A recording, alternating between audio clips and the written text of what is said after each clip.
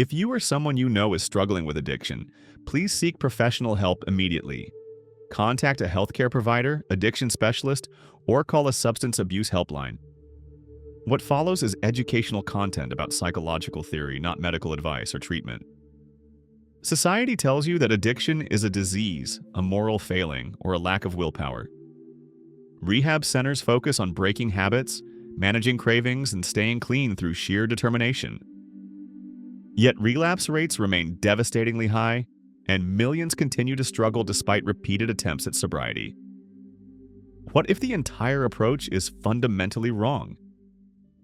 Carl Jung discovered something that revolutionized his understanding of addiction.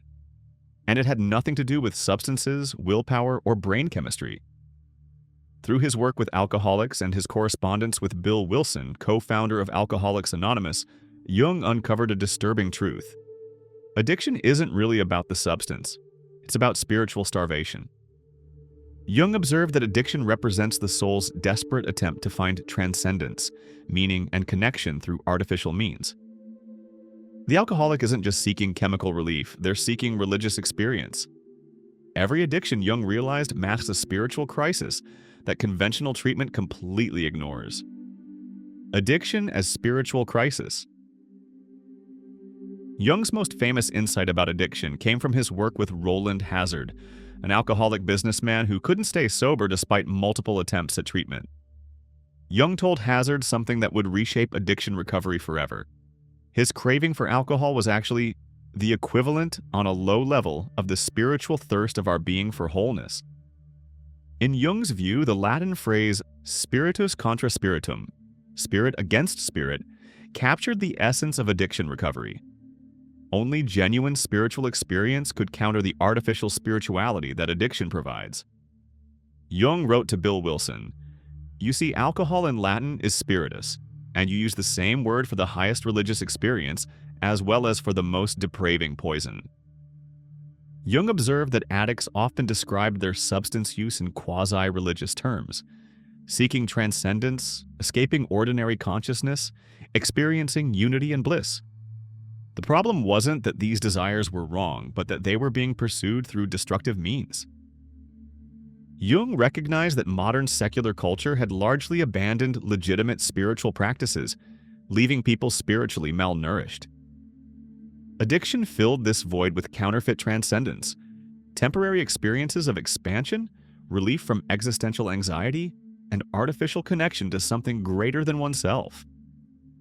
The addictive substance becomes what Jung called a God substitute, providing experiences that healthy spiritual practice should supply: peace, meaning, community, and temporary escape from ego consciousness. But because these experiences are chemically induced rather than spiritually earned, they create dependency rather than growth.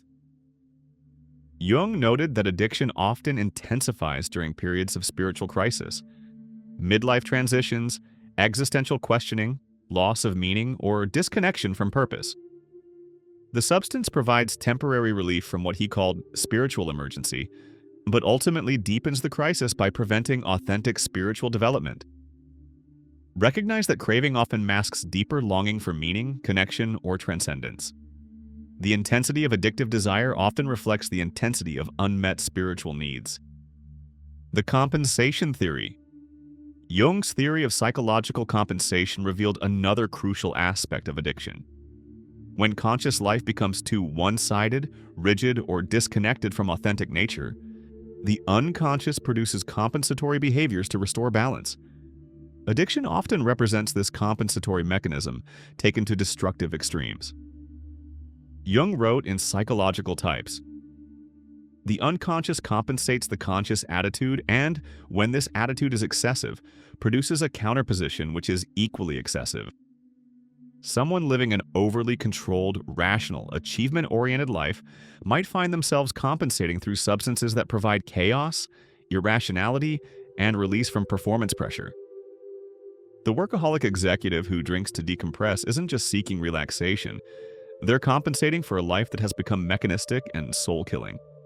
The perfectionist who uses drugs to feel spontaneous isn't just seeking fun. They're compensating for rigid self-control that has eliminated authentic expression." Jung observed that addiction often emerges when people have suppressed essential aspects of their personality for social acceptability or success. The substance temporarily restores access to these disowned parts, creativity, sexuality, aggression, vulnerability, or playfulness that have been banned from conscious expression. Modern culture particularly creates conditions ripe for addictive compensation. Society rewards productivity, positivity, and control while pathologizing their opposites. People learn to suppress natural rhythms of rest, emotional expression, and spontaneity, creating psychological pressure that seeks release through artificial means. Notice what qualities emerge when you use substances: relaxation, confidence, creativity, social ease. These point to aspects of your authentic nature that need expression in daily life, rather than just during substance use. Archetypal possession. Jung understood addiction as a form of what he called archetypal possession, being overwhelmed by unconscious forces that operate beyond personal control. In The Archetypes and the Collective Unconscious, he wrote, "When an archetype appears, it brings with it its own compelling authority." The addict becomes possessed by what Jung might call the Dionysian archetype, the ancient pattern of ecstatic dissolution, divine madness, and transcendence through intoxication. Every culture throughout history has recognized the power of consciousness, altering substances for spiritual purposes. Jung observed that modern addiction represents this archetypal energy, disconnected from sacred context and meaningful purpose. Archetypal possession explains why addiction feels so powerful, and why willpower alone proves insufficient. The person isn't just fighting personal craving, but archetypal forces that have operated in human consciousness for millennia. These energies demand expression and will find ways to manifest, whether through healthy or destructive means. The solution isn't to suppress archetypal energies, but to find appropriate channels for their expression. Many recovering addicts discover that spiritual practices, creative work, or service to others provide legitimate outlets for the same energies that drove their substance use.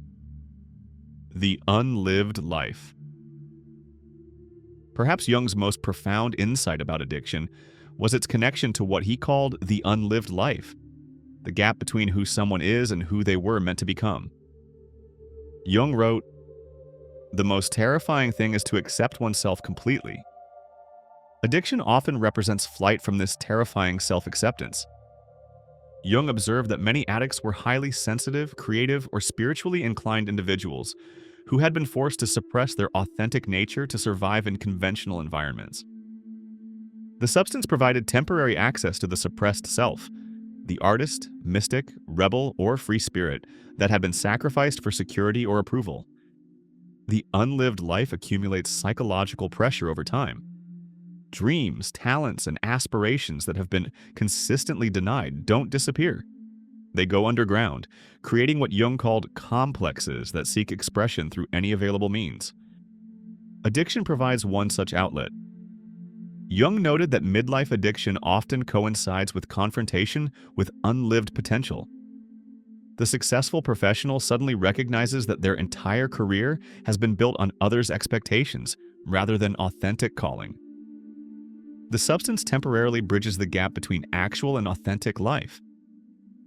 Recovery requires what Jung called individuation, the courage to become who you actually are rather than who you think you should be. Jung's path to recovery. Jung's approach to addiction recovery focused on spiritual development rather than substance elimination. He believed that authentic spiritual experience could provide what substances counterfeit: transcendence, meaning, community, and relief from existential anxiety. Jung wrote to Bill Wilson, "His craving for alcohol was the equivalent, on a low level, of the spiritual thirst of our being for wholeness." This insight became foundational to the spiritual approach of Alcoholics Anonymous. Jung emphasized the importance of what he called religious experience. Not necessarily traditional religion, but direct encounter with transcendent reality. This might involve meditation, prayer, nature connection, creative expression, or service to others. The key was finding authentic rather than artificial transcendence. He also stressed the necessity of community that supports authentic self-expression rather than conformity to social expectations. Jung's approach included shadow work, acknowledging and integrating the disowned aspects of personality that often drive compensatory behavior. Perhaps most importantly, Jung emphasized meaning-making. He observed that people could endure almost any suffering if they understood its purpose.